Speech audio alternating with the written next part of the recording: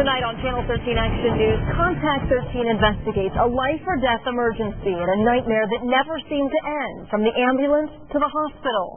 A husband watches his wife's golden hour disappear as she suffers not one, but 2 heart attacks. Good evening to you. I'm Nina Radicic. And I'm Steve Wolford. Tonight he's questioning whether her life could have been saved. Contact 13 Chief Investigator Darcy Spears looks at the last day in the life of Shannon Burke. Love is patient and kind.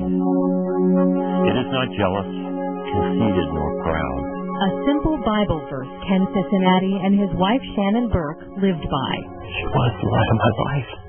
The couple had been married just 2.5 years, and with Shannon being a healthy and vibrant 41-year-old, Ken never thought their marriage would be cut short. We were asleep, and Shannon woke up, and she said, "Ken, I hurt."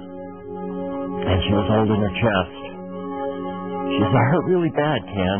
Then a call to 911. I think my wife's having a mild heart attack. She having chest pain? Chest pain, fully flushed, really sweating. Is she alert? Yeah, real squirmy. Has she ever had a heart attack or angina? No, and her left arm is hurting like that. Yeah, it's getting worse. Okay. All right. Well, we're going lights and sirens, okay? The Las Vegas Fire Department arrives on scene, and 1 minute later, American Medical Response is there. The time is 10:28 p.m. on April 20th. Well, I was very shaken and very frightened. Contact 13 obtained the emergency medical protocol for Clark County, set by the Southern Nevada Health District for ambulance personnel to follow.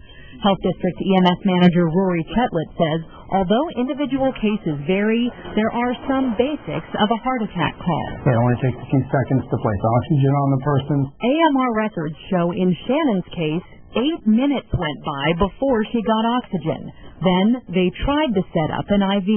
The idea behind the IV is to have that access to the person's veins, so if medications are needed, they can be given quickly through the IV. Records also show AMR made 2 unsuccessful IV attempts. And take a look at this. Contact 13 found a time discrepancy in AMR's records. Their handwritten notes say they did an EKG on Shannon 5 minutes before this computer printout shows it actually happened. That means it took them 15 minutes to do an EKG on a patient they suspected was suffering from a heart attack. And the printout says, abnormal, cannot rule out anterior infarction, possibly acute. Numerous medical experts we spoke with about this case say heart attack patients almost always get nitroglycerin to open the heart valve and morphine for pain and to slow another attack. Well, that's a typical response, but we can't say that's going to happen every time. AMR only gave Shannon aspirin 15 minutes after they got there. Time is another crucial element Ken says he watched slip away. And the senior of the 2 gentlemen that were in the bus kept asking me, "Where is your insurance card? Where is your insurance card?" While he looked for it, the clock kept ticking. The last time I saw her alive was when I gave the gentleman my insurance card. For 19 minutes, Shannon sat alive in the ambulance in her driveway. And you're thinking to yourself all that time, get her to the hospital. Get her to the hospital. Get her to the hospital. You know, why are we still here? I'm ready to go. Why aren't we there? Why aren't we moving?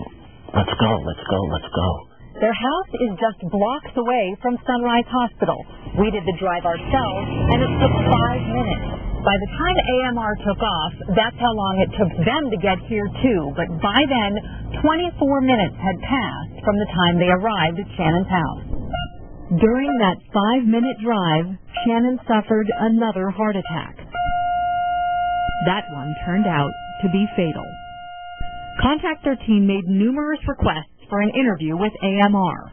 All we got was a statement which says, when we respond to a 911 call, our focus is on assessing, stabilizing, and safely transporting the patient as quickly as possible. They wouldn't give details on Shannon's case, but say they are reviewing the care provided in this instance. Ken, do you believe that had the ambulance gotten her to the hospital, which is only 5 minutes away from your house, right away, that she might still be here today? Everything I know about a heart attack is about time and response. Once they arrived at Sunrise, records show Shannon began responding to treatment, but it was too late. At that time, I wanted to just hold her. I wanted to crawl up off the curtain and hold my wife one last time. Ken returned to Sunrise the next day, then another shock. Shannon's body was gone. And told me they had sent Shannon to a mortuary as an unclaimed patient. That was my wife. She had a name. She was part of the community. Unclaimed. Contact 13 tried to get an interview with Sunrise Hospital, but they refused. They instead sent statements to both Ken and us in which they say Shannon was not unclaimed. Because Sunrise does not have the capability to keep the deceased more than a couple hours, they sent her away because they say they had no way to contact Ken. They say they knew who she was and where her body was sent. Till death do us part means you stick with your wife because she is a holy gift that comes once in a lifetime. For comfort, Ken goes back to the Bible verse that he and Shannon will always share. Love never gives up, and it is faithful, and hope and patience will prevail. After Contact 13 got involved, the AMR met with Ken to address his concerns, but he still has lots of questions about the care they gave Shannon.